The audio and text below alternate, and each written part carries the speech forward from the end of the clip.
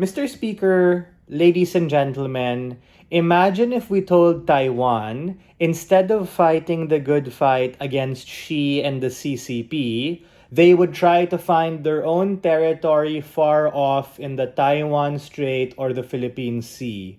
Or telling Ukraine, instead of being able to stick it to Russia and fight for your own independence, you guys can have a bunch of islands which are autonomous somewhere in the Black Sea or the Sea of Azov. Ladies and gentlemen, it sounds good, but it's a terrible idea and ultimately backtracks the progress that these prosecuted communities have been fighting for in their ability to be able to assimilate and form their own state and form their own sense of national identity. I think that in order for this debate to be good, we have to assume feasibility on both ends. Therefore, I agree with the point of information that was raised by our closing.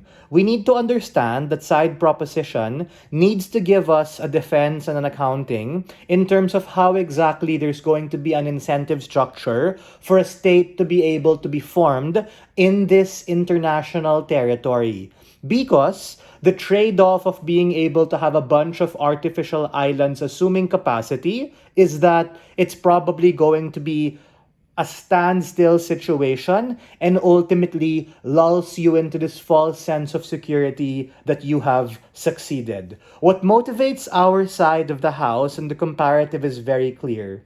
We want the formation of a state, and we recognize that this can have certain tension, and in many instances, we can go through war in order for that to be necessary. But these very people, these men, women, children, fathers, etc., who already put their lives on the line trying to be able to migrate somewhere else, trying to be able to seek refuge and asylum when they take dinghies and boats and try to be able to cross these dangerous waters, in and of itself tells you how important it is to be able to have literal land in order to be able to be part of our country. I think there are four elements of state we have to examine: population, territory, government, and sovereignty. And these things ultimately get significantly harder to do when you go through this transitory process of trying to be able to form this like island community in international territory. Secession is the way to go. Why is this going to be good? Other key points of framing will be included in my substantive. Number one, on their comparative, when you have this like seastead, it puts you in a very unstrategic and shitty geographical location since you literally are farther away from the world and ultimately become disenfranchised and pushed off into the margin. Like you literally let that happen on their side, and that becomes hard because you no longer have direct access to like land-based resources. And at best, what you have is a capacity to be able to farm maritime resources.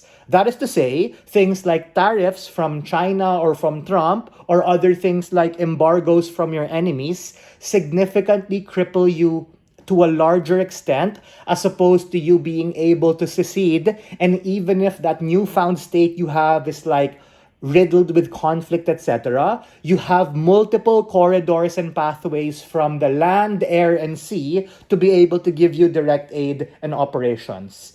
Even if this is something feasible, it just takes longer to be able to get to places, right? Whether that be you as members of government or people trying to be able to travel, to go to other places, to be able to find a job, to be able to go to school, or to be able to be diplomatic. It literally increases the cost of trying to be able to do these things. But the most important thing I think here is it's terrible optics.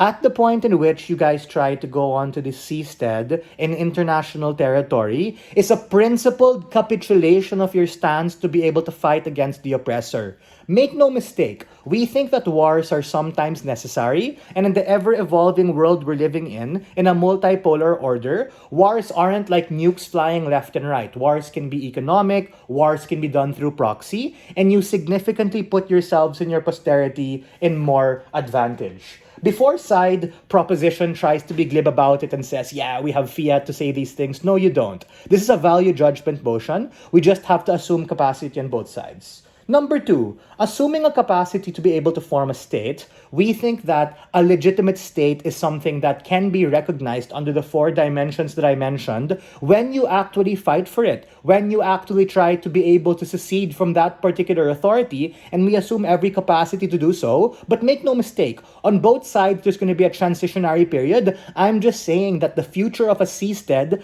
doesn't necessarily mean the formation of a state, as opposed to that of actual secession. And in instances where, yes, this can be bloodier or this can have longer conflict, this is something we're willing to take in order for you to actually be recognized as someone living here in planet Earth. The third thing is, when you are a seastead, you're forced to be able to militarize, and it significantly becomes more difficult to do so when you are actually a sea territory.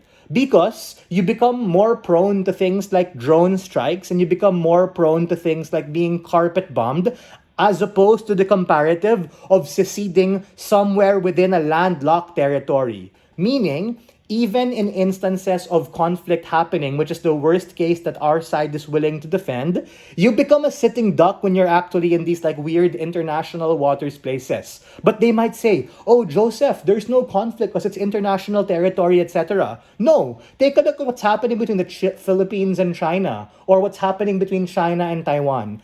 Especially in international waters, that's the point in which a lot of sketchy things do happen, and it no longer becomes one state versus another. You introduce the variability of other kinds of actors. That is to say, these very prosecuted communities who are trying to be able to form their own identity now become at the mercy of international maritime law to get their shit together and be able to prioritize them. But we tell you that that in itself is like a no man's land, meaning, at best, the formation of a state you get on their side with the seasteads is something speculative. Sure, on our side, it might take longer, there might be more conflict, but the path to being able to form as part of a landlocked kind of area with optics and media coverage is something better, and we ultimately are willing to be able to put up the good fight in order for that to happen on our comparative. And for all of these reasons, we are very proud to stand on side negative.